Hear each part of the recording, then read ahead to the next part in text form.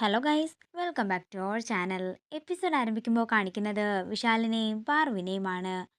ആ പാവ പൊട്ടിയതിൽ വിഷമിച്ചിരിക്കുന്ന വിശാലിൻ്റെ അടുത്തേക്ക് ചെന്ന് പാറു പറയുകയാണ്, പ്രഭാവതി അമ്മയ്ക്ക് ഇത് വിധിച്ചിട്ടില്ലായിരിക്കും, അതുകൊണ്ടാകും ഇത് പൊട്ടിയത്. വിശാൽ സാർ വിഷമിക്കാതെ നമുക്ക് പോകാം. അങ്ങനെ പാറു വിശാലിനെ വിളിച്ചുകൊണ്ട് അവിടെ നിന്ന് പോവുകയാണ്. പിന്നീട് കാണിക്കുന്നത് പ്രഭാവതി ടെൻഷനോടെ പ്രതാപനെ വിളിക്കുന്നതാണ്. എടാ, കാര്യങ്ങളൊക്കെ എന്തായി, നീ അയാളെ കണ്ടെത്തിയോ എന്ന് പ്രഭാവതി ചോദിക്കുമ്പോൾ, അയാളെ വിളിച്ചപ്പോൾ അയാള് ഇങ്ങോട്ടേക്ക് വരാമെന്നാ പറഞ്ഞത്, പക്ഷേ ഇപ്പോൾ വിളിച്ചിട്ട് ഫോൺ എടുക്കുന്നില്ലെന്ന് പ്രതാപം പറയുന്നു. എടാ, അയാളെ കിട്ടാതെ ഒരു രക്ഷയുമില്ലെന്ന് പ്രഭാവതി പറയുമ്പോൾ പ്രതാപം പറയുകയാണ്, പാർവതിക്കും അയാൾക്കും തമ്മിൽ എന്തോ കണക്ഷൻ ഉണ്ടെന്നാ എനിക്ക് തോന്നുന്നത്. അവർ തമ്മിൽ കണ്ടുമുട്ടിയാൽ അത് നമുക്ക് വലിയ പ്രശ്നമാകുമെന്നും എനിക്ക് തോന്നുന്നുണ്ട്. എന്റെ പ്രതാപ, നീ എന്തെങ്കിലും പെട്ടെന്ന് ചെയ്യാൻ നോക്ക്. ഇവളിപ്പോ വിശാലിനെ വിളിച്ചുകൊണ്ട് ഇവിടുന്ന് ഇറങ്ങിയിട്ടുണ്ട്. മിക്കവാറും അയാളെ കാണാനാകും സാധ്യത. നീ എന്താണെങ്കിലും വെക്ക്, ഞാൻ നിന്നെ പിന്നെ വിളിക്കാമെന്ന് പറഞ്ഞ് പ്രഭാവതി കോൾ കട്ട് ചെയ്യുന്നു. പിന്നീട് കാണിക്കുന്നത് ഗാർഗി പ്രഭാവതിയുടെ മുറിയിലേക്ക് ചെല്ലുന്നതാണ്. അതേസമയം ടെൻഷനോടെ ഇരിക്കുന്ന പ്രഭാവതിയെ കണ്ടിട്ട് ഗാർഗി മനസ്സിൽ പറയുകയാണ്, അമ്മയ്ക്ക് എന്തോ കാര്യമായിട്ട് പറ്റിയിട്ടുണ്ടെന്ന് തോന്നുന്നു.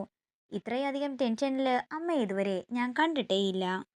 എന്താ അമ്മേ, അമ്മയ്ക്ക് എന്തു പറ്റിയെന്ന് ചോദിച്ച് ഗാർഗി ചെല്ലുമ്പോൾ ഒരു ചെറിയ തലവേദനയെന്നും റെസ്റ്റ് എടുത്താൽ മാറിക്കോളുമെന്നും പ്രഭാവതി പറയുന്നു. അല്ല, പാർവതി എവിടെ പോയതാണെന്ന് നിനക്കറിയാമോ എന്ന് പ്രഭാവതി ചോദിക്കുമ്പോൾ, വിശാൽ ബ്രോയ്ക്ക് പോലും അറിയില്ല, പിന്നെയല്ലേ എനിക്കെന്ന് പറഞ്ഞ് ഗാർഗി അവിടെ നിന്ന് പോകുന്നു. പിന്നീട് കാണിക്കുന്നത് പൂജ പൂർണ്ണമാകുന്നതാണ്. നിങ്ങൾക്ക് അധികം വൈകാതെ തന്നെ സന്താനഭാഗ്യം ഉണ്ടാകുമെന്ന് തിരുമേനി വിപിനോടും പല്ലവിയോടും പറയുമ്പോൾ അവർക്ക് സന്തോഷമാകുന്നു. ഇത് കേൾക്കുന്ന ഗാർഗി മനസ്സിൽ പറയുകയാണ്, വിനയ് ഇവിടെ ഉണ്ടായിരുന്നെങ്കിൽ ഞങ്ങൾ രണ്ടുപേരും കൂടി പൂജ ചെയ്താൽ മതിയായിരുന്നു. അപ്പോ ഞങ്ങൾക്കും സന്താനഭാഗ്യം ഉണ്ടായേനെ. പിന്നീട് കാണിക്കുന്നത് തിരുമേനി പ്രഭാവതിയുടെ അടുത്തേക്ക് വരുന്നതാണ്.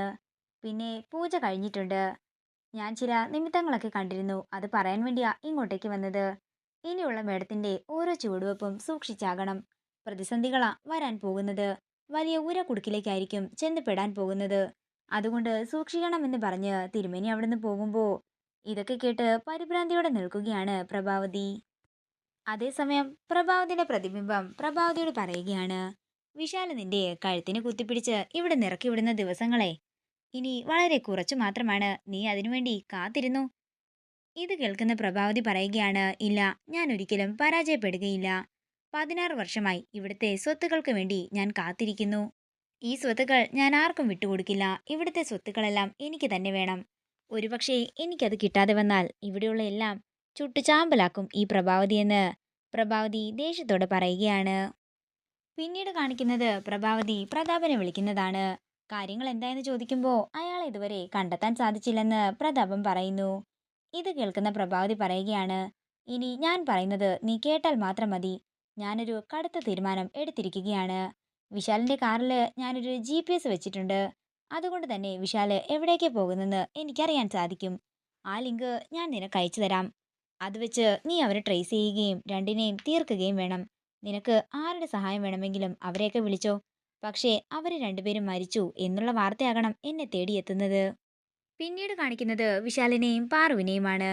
അവർ പോയിക്കൊണ്ടിരിക്കുന്ന വഴിയിൽ അവരുടെ സൈഡിലൂടെ ഒരു ബൈക്കില് ഒരു ആൺകുട്ടിയും പെൺകുട്ടിയും കൂടി പോവുകയാണ്.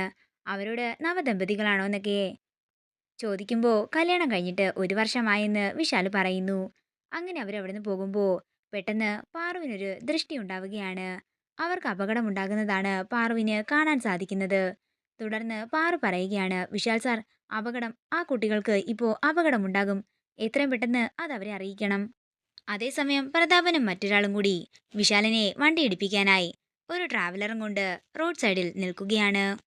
അങ്ങനെ വിശാലും പാറുവും അതുവഴി വരികയും പ്രതാപൻ അവരെ വണ്ടി ഇടിപ്പിക്കുകയും ചെയ്യുന്നു. തലയിൽ നിന്നും രക്തം വന്ന് ബോധരഹിതരായി കിടക്കുന്ന പാറുവിനെയും വിശാലിനെയുമാണ് കാണിക്കുന്നത്. അതേസമയം പ്രതാപൻ അതൊക്കെ വീഡിയോ ആക്കി പ്രഭാവതിക്ക് അയച്ചു കൊടുക്കുന്നു. ഇതോടുകൂടി ഇന്നത്തെ എപ്പിസോഡ് ഇവിടെ തീരുകയാണ്. വീഡിയോ ഇഷ്ടമായെങ്കിൽ മറക്കാതെ ലൈക്ക് ചെയ്യുക, ഷെയർ ചെയ്യുക, കമന്റ് ചെയ്യുക. കൂടുതൽ സീരിയൽ അപ്ഡേറ്റ്സിനായി മറക്കാതെ സബ്സ്ക്രൈബ് ചെയ്യുക നയൻസ് ക്രിയേഷൻസ്.